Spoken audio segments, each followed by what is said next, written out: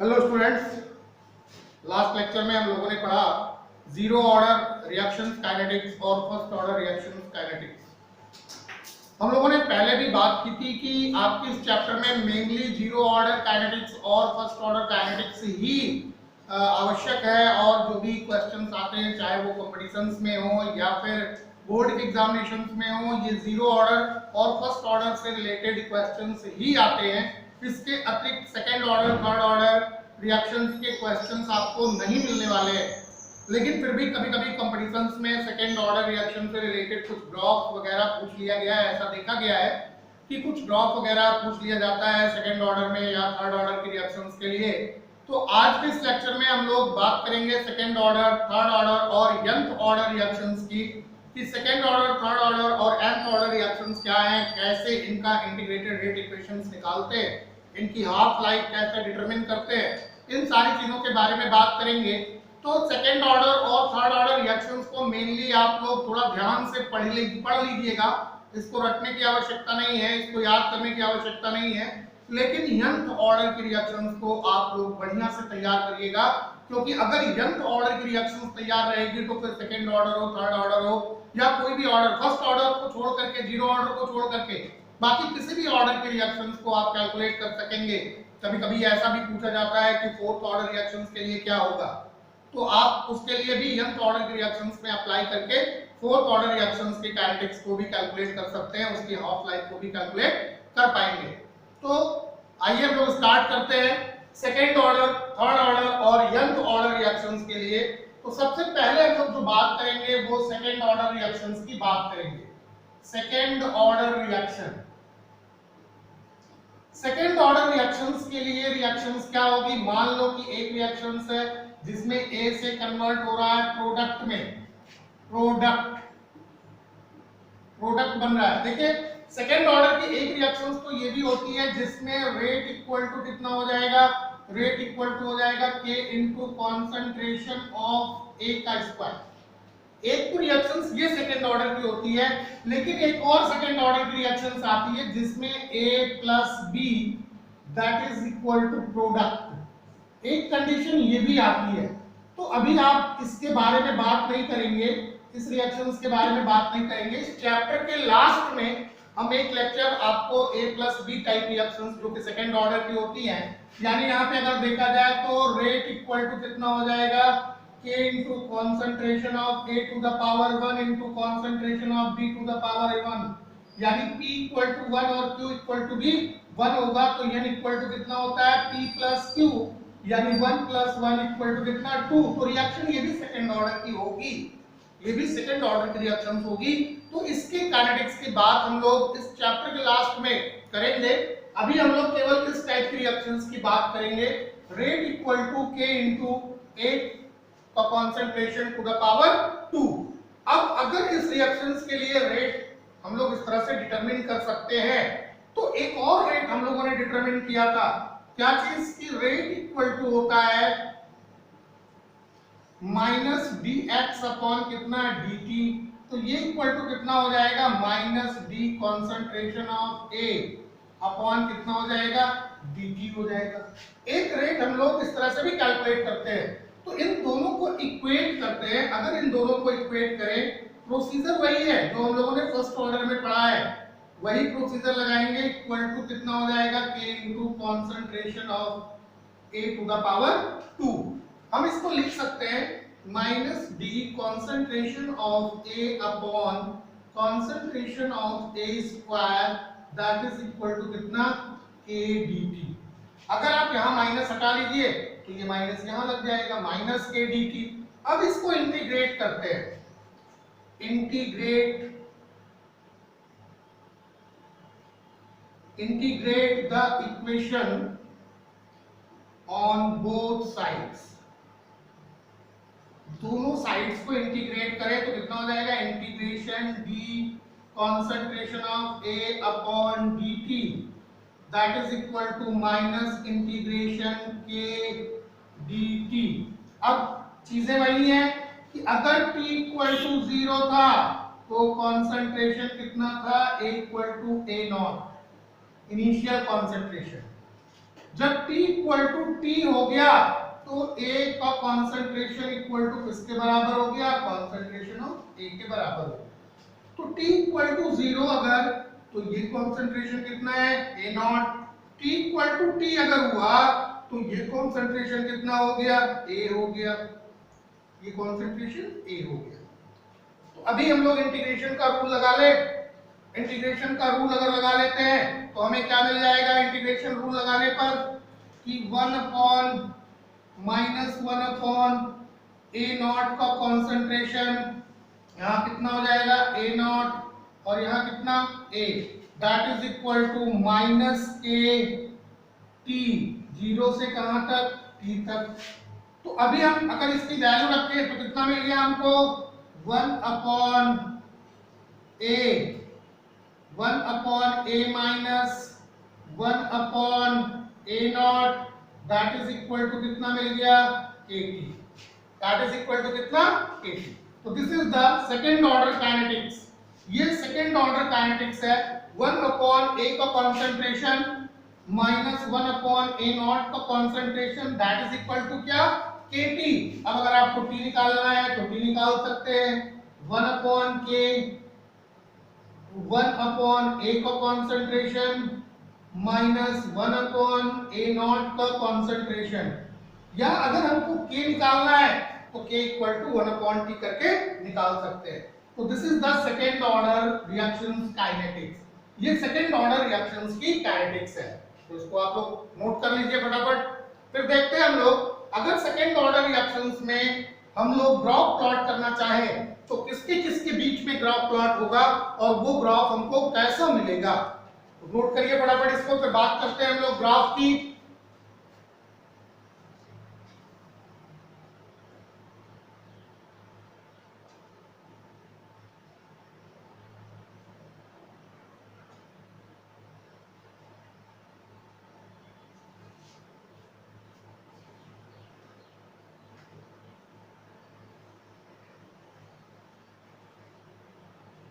चले आइए graph plot करते हैं इसके बीच में।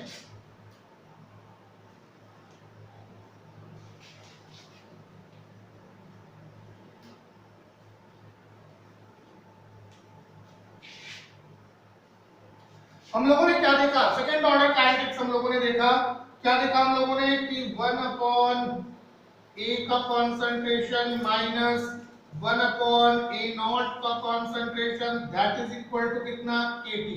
इसी को थोड़ा सा हम लोग रीअरेंज कर लेते हैं। अगर रीअरेंज कर लेते हैं तो 1 अपॉन A का concentration that is equal to KT plus 1 upon A not का कॉन्सेंट्रेशन, ये इक्वेशन हमको मिलता है। तो हमें ग्राफ किसके किसके बीच में प्लॉट करना होगा, हमें ग्राफ प्लॉट करना होगा concentration of A versus time. Graph जो हम लोग प्लॉट करेंगे वो कॉन्सेंट्रेशन ऑफ A, तो कॉन्सेंट्रेशन ऑफ A मतलब कितना, 1 upon concentration of A versus time graph plot करेंगे। क्या ये इक्वेशन जो है वो लीनियर इक्वेशन के इक्वल है या नहीं है, ये equation linear equation y equal to mx plus c के इक्वल है। अगर देखें ध्यान से तो ये y equal to mx plus c के इक्वल है। तो y एक्सिस पे क्या है, 1 अपॉन a का कॉन्सेंट्रेशन, y एक्सिस पे क्या है, 1 अपॉन a का कॉन्सेंट्रेशन, x एक्सिस पे क्या है, टाइम t। ग्राफ कैसा बनेगा, कैसा ग्राफ होगा, तो ध्यान से देखें यहाँ पे k की वैल्यू कैसी है, पॉजिटिव, जबकि फर्स्ट ऑर्डर में जो k की वैल्यू थी वो कैसी थी, नेगेटिव थी। तो ऐसे कंडीशन में जब नेगेटिव वैल्यू थी तो हम लोगों ने डाउनवर्ड स्लोप बनाया था, लेकिन यहाँ पे क्या है, यहाँ पे ये पॉजिटिव वैल्यू है, तो जो ग्राफ बनेगा वो स्ट्रेट लाइन ग्राफ बनेगा, लेकिन कैसा, अपवर्ड, इस तरह का ग्राफ बनेगा। अभी c की वैल्यू क्या, c ये इंटरसेप्ट है, यानी ये intercept 1 upon concentration of A not के बराबर है। अब अगर हम लोग देखें तो ये एंगल कितना होगा, थीटा। एंगल अगर थीटा हो रहा है तो स्लोप इक्वल टू कितना हो जाएगा, slope equal to tan theta, slope equal to कितना, tan थीटा, और यही tan थीटा इक्वल टू कितना हो जाएगा, k के बराबर हो जाएगा। तो इस तरह से हम लोग ग्राफ प्लॉट कर सकते हैं। आइए, कॉन्सेंट्रेशन वर्सेस टाइम ड्रॉप जो होगा, हमें एक स्ट्रेट लाइन मिलता है जिसका इंटरसेप्ट जो होता है वो initial concentration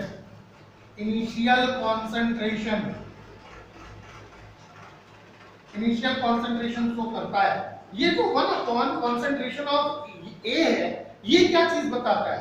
1 upon concentration of A remaining concentration of reactant बताता है कि रिएक्शन प्रोसीड होने के बाद यानी प्रोडक्ट के फॉर्मेशन के बाद कितना कॉन्सेंट्रेशन बच रहा है और कितने समय में, टाइम टी में।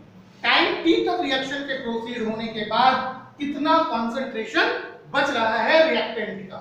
आइए भाई, तो अब हाफ लाइफ की बात कर लेते हैं। यहीं पे हाफ लाइफ अब तक आप लोगों को याद हो चुका होगा कि वह टाइम जिसमें कोई भी रिएक्शन 50% कंप्लीट होती है, यानी 50% कंप्लीट होती है, तो t half that is equal to कितना हो जाएगा, टी के बराबर, यानी टी इक्वल टू कितना, टी हाफ। तो कॉन्सेंट्रेशन ऑफ ए कितना हो जाएगा, concentration of A naught upon कितना, 2। Concentration of A equal to A naught upon कितना हो जाएगा, 2।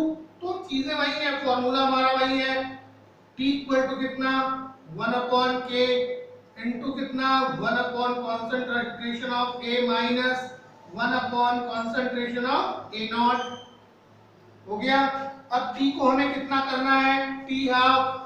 अगर टी को टी हाफ कर रहे हैं तो ये 1 अपॉन के, 1 अपॉन कितना हो जाएगा, concentration of A equal to कितना है, ए नॉट बाई कितना, 2। Concentration of A naught by 2 minus कितना, 1 upon concentration of A naught. अभी इसी को अगर हम लोग सॉल्व कर लें तो हम लोगों को कितना मिल जाएगा, टी हाफ इक्वल टू कितना हो गया, 1 अपॉन के 2 upon concentration of A not minus 1 upon concentration of A not. तो अभी कितना बचेगा, ये 1 अपॉन के इंटू 2 माइनस 1 कितना हो गया, 1 अपॉन कॉन्सेंट्रेशन ऑफ कितना, ए नॉट। यानी टी हाफ इक्वल टू कितना मिल गया, टी हाफ इक्वल टू मिल गया 1 अपॉन के into concentration of A not, concentration of A not. This is the half life for second order reaction. ये second order reactions के लिए half life है। तो इस तरह से हम लोग सेकंड ऑर्डर रिएक्शंस के लिए हाफ लाइफ का कैलकुलेशन कर सकते हैं। आइए अब देखते हैं हम लोग फिर आगे थर्ड ऑर्डर रिएक्शंस की काइनेटिक्स। तब तक आप लोग इसको नोट कर लीजिए फटाफट।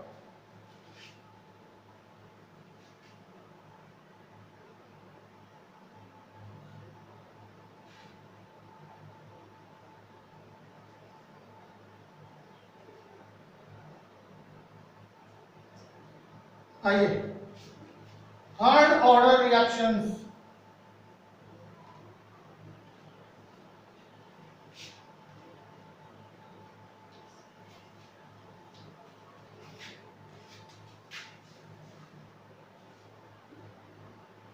Third order reactions, third order reaction. तो थर्ड ऑर्डर रिएक्शंस के लिए आप लोगों को पता है, मान लो कि एक रिएक्शन है, ए से प्रोडक्ट का फॉर्मेशन हो रहा है, ए से प्रोडक्ट का फॉर्मेशन हो रहा है। रेट क्या होगी रिएक्शन की, रेट इक्वल टू हो जाएगा k into concentration of A to the power कितना, 3। एक कंडीशन और आती है थर्ड ऑर्डर रिएक्शंस के लिए, क्या कि रिएक्टेंट अगर ए प्लस बी प्लस सी है और इससे प्रोडक्ट का फॉर्मेशन हो रहा है, तो ऐसे में रेट इक्वल टू कितना हो रहा है, k into concentration of A to the power 1, concentration of B to the power 1 और concentration of C to the power 1। एक कंडीशन ये है। एक कंडीशन और हो सकती है कि रेट इक्वल टू हो जाए k into concentration of A to the power 2 और concentration of B to the power 1, तब भी रिएक्शन जो है वो थर्ड ऑर्डर की होगी। तो इस तरह के रिएक्शंस की काइनेटिक्स हमने भी आपको थोड़ा देर पहले बताया। इस चैप्टर के लास्ट में हम लोग इसके बारे में थोड़ा सा बात करेंगे, हालांकि ये आपके लिए बिल्कुल भी आवश्यक नहीं है, फिर भी हम लोग इस पर थोड़ी सी चर्चा करेंगे जरूर। तो इसको हम लोग बाद में देखेंगे। सबसे पहले हम लोग इसको देखते हैं, rate equal to k into concentration of A to the power 3। तो अब बाकी चीजें वही करनी है, एक तरह से हम लोग और रेट निकालते हैं।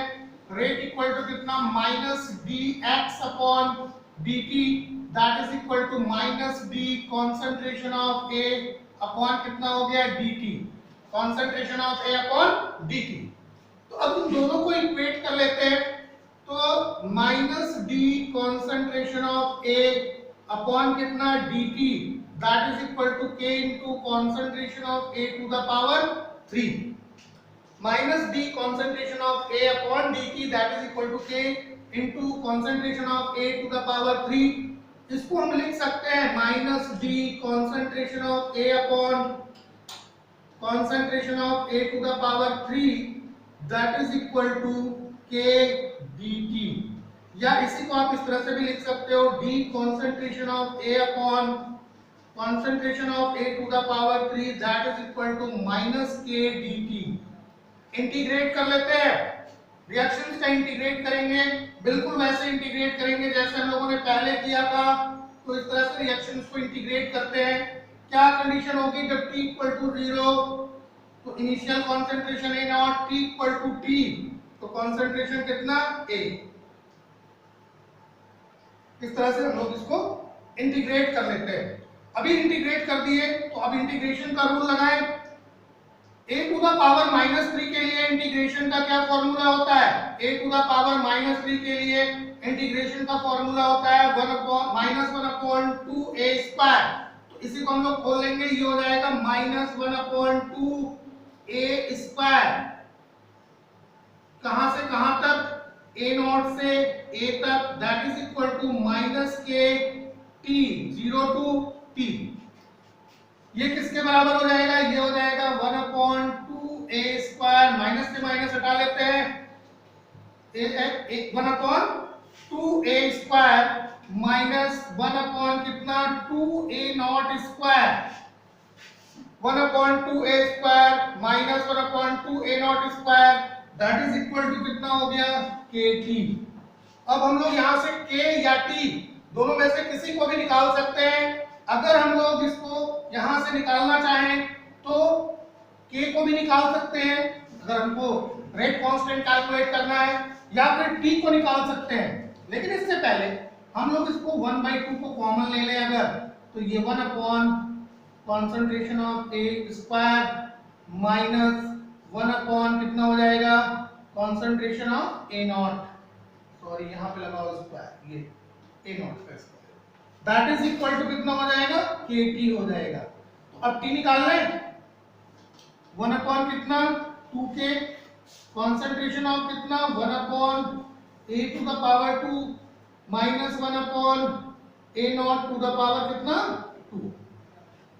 ये जो है थर्ड ऑर्डर रिएक्शन काइनेटिक्स है, इसको हम लोग थर्ड ऑर्डर रिएक्शन काइनेटिक्स कहते हैं। और इसके द्वारा हम लोग t का कैलकुलेशन यानी टाइम जो लग रहा है उस टाइम का रिएक्शंस वो वैल्यू निकाल सकते हैं, या फिर रेट कांस्टेंट k की वैल्यू निकाल सकते हैं, क्योंकि इसमें k इक्वल टू जो है वो 1 upon 2t 1 upon concentration of a to the power 2 minus 1 upon concentration of a naught to the power 2। तो रेट कांस्टेंट या फिर टाइम, इन दोनों में से किसी की भी कैलकुलेशन किया जा सकता है। तो आइए जरा हम लोग फिर इसमें थर्ड ऑर्डर रिएक्शंस के लिए भी ग्राफ प्लॉट करते हैं और फिर हाफ लाइफ की बात करते हैं। तब तक नोट कर लीजिए आप।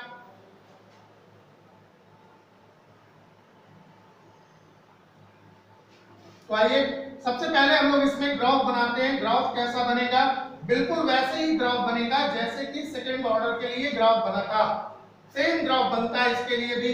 तो पहले क्या करें, 1 upon a to the power 2 that is equal to कितना 2kt plus 1 upon a not का कॉन्सेंट्रेशन टू द पावर 2।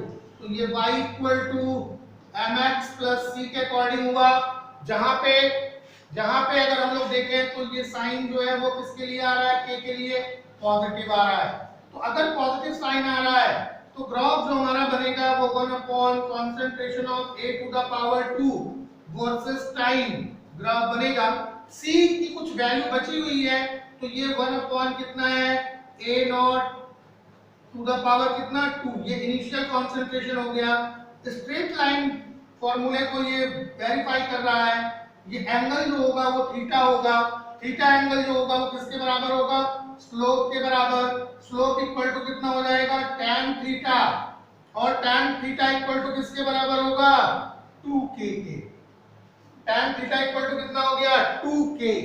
ध्यान दीजिएगा सेकेंड ऑर्डर रिएक्शंस में ये k के बराबर था, थर्ड ऑर्डर रिएक्शंस में किसके बराबर, 2k के, यानी n-1k के बराबर ये हो रहा है, n-1k के बराबर हो रहा है।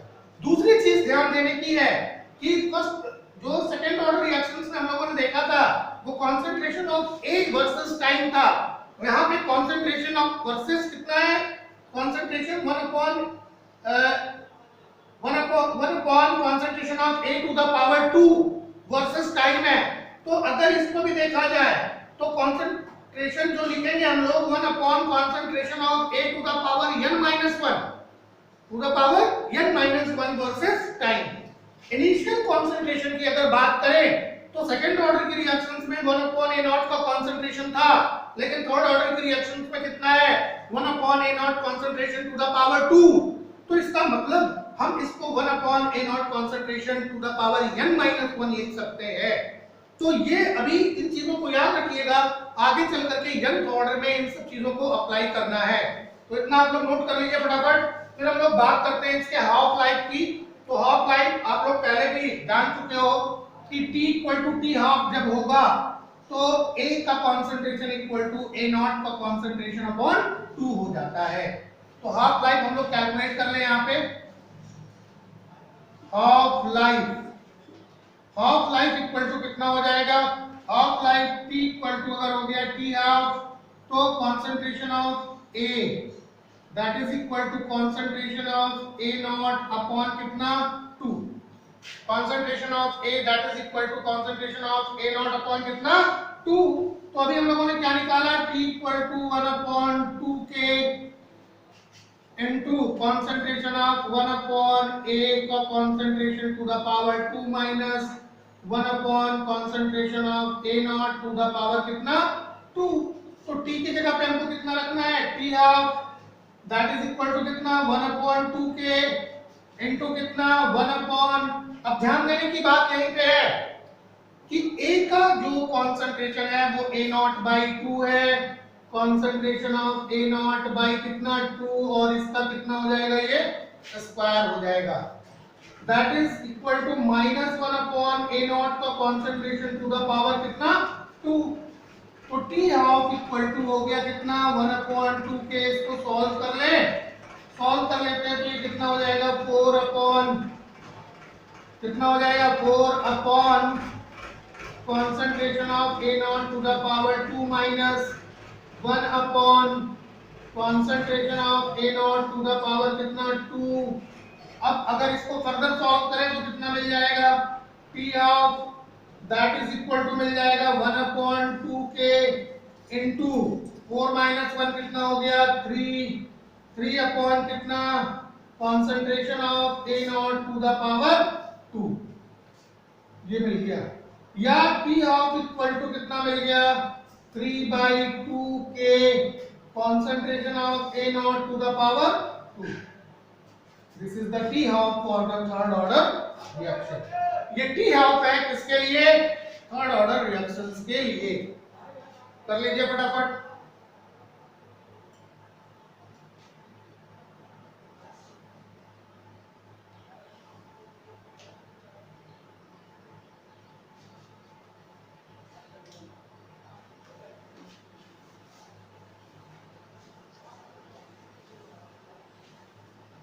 चलिए अब हम लोग बात करेंगे nth ऑर्डर रिएक्शंस की। nth ऑर्डर रिएक्शंस किसे कहते हैं, nth ऑर्डर रिएक्शंस क्या चीज होती है।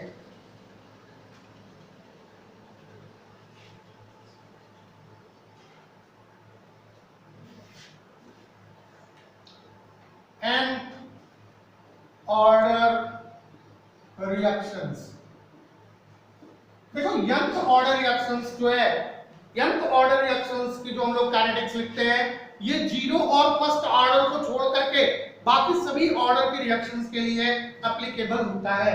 तो nth ऑर्डर रिएक्शंस क्या है, कैसे लिखते हैं हम लोग, देखो सबसे पहले हम लोग बात करते हैं सेकंड ऑर्डर रिएक्शंस की।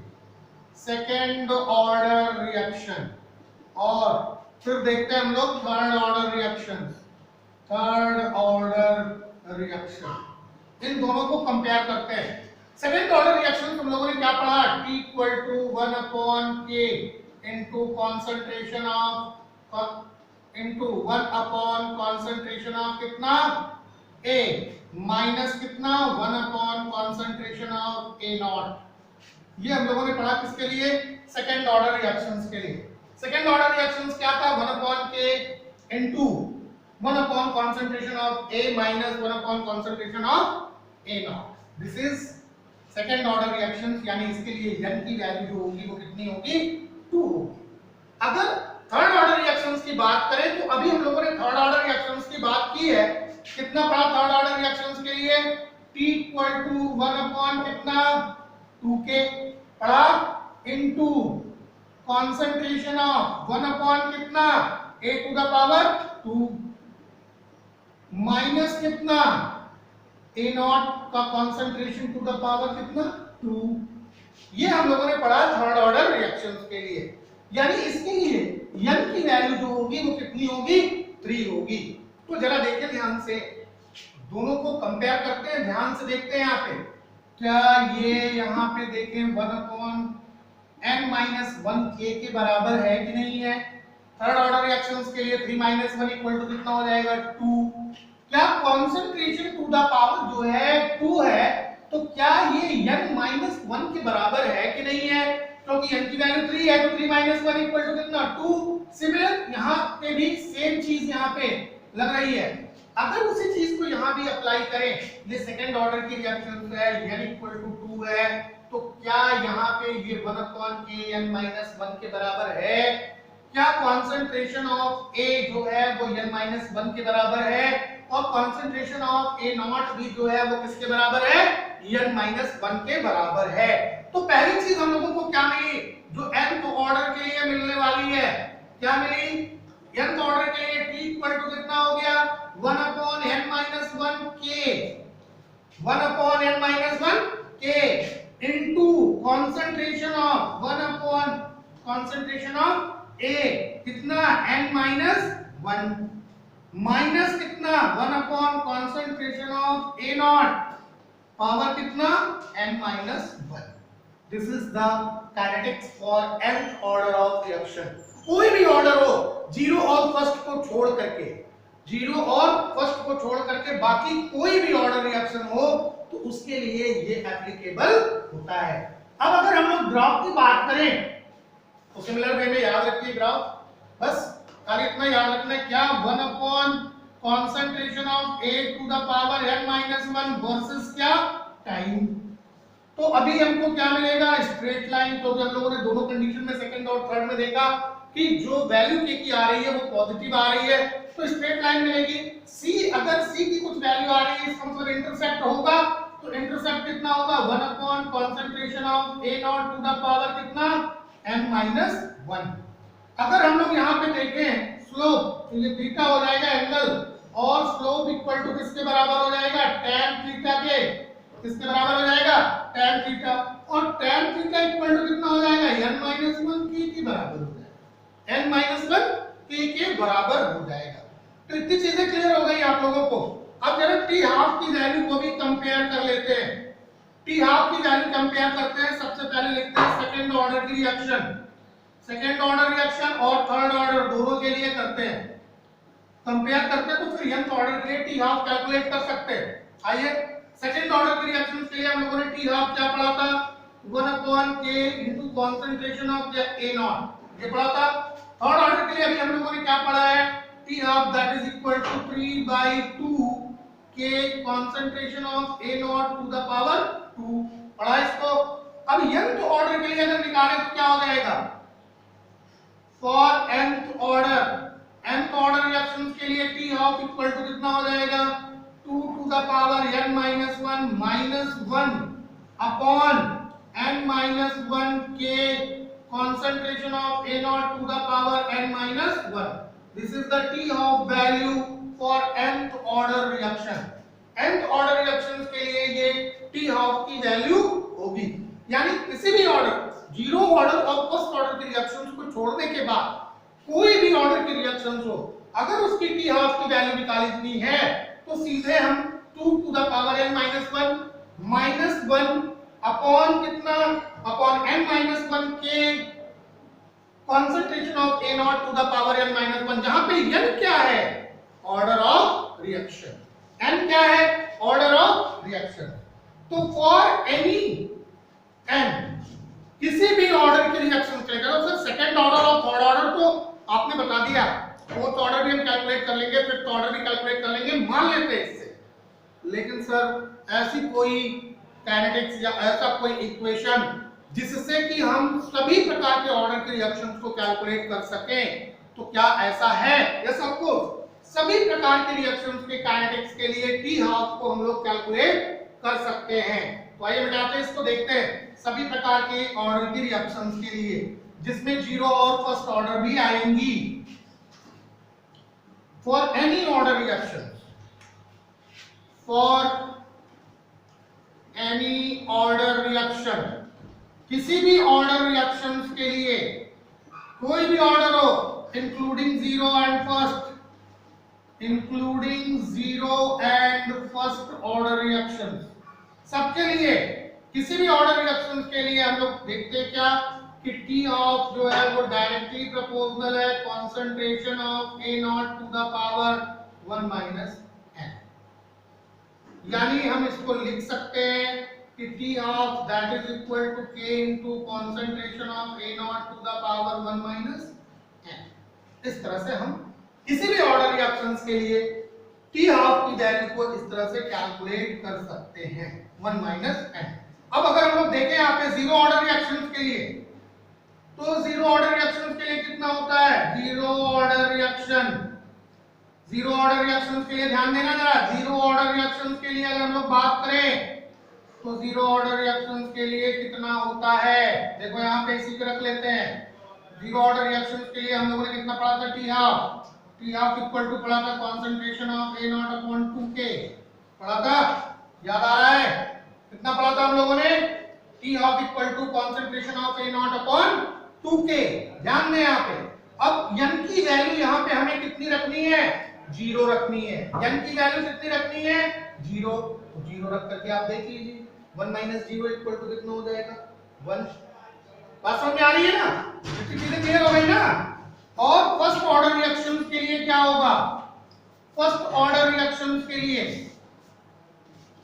अगर फर्स्ट ऑर्डर की रिएक्शंस की बात करते हैं तो हम लोगों ने फर्स्ट ऑर्डर रिएक्शंस के लिए t half equal to 0.693 upon कितना पढ़ा था, k पढ़ा था।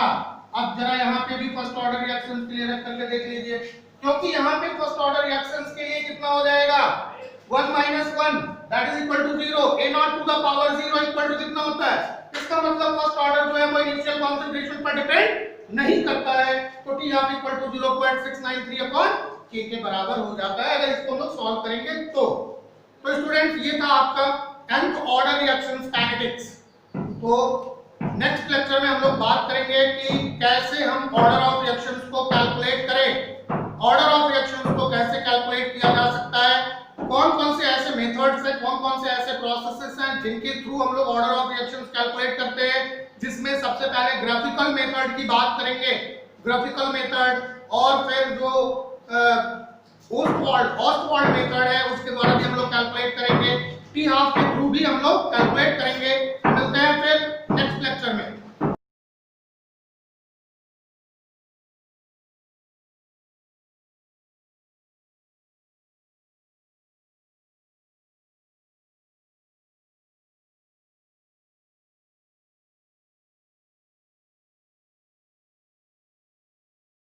तेरी कूलनेस का स्वैग कहीं लो ना हो जाए, तेरी लाइफ की स्पीड कहीं स्लो ना हो जाए, तेरी कूलनेस का स्वैग कहीं लो ना हो जाए, तेरी लाइफ की स्पीड कहीं स्लो ना हो जाए। जरा ध्यान से सुनो ना फिर बाद में ना रोना, थोड़ी केयर तो करो ना, हाथ अच्छे से धोना, लेट्स रोको कोरोना।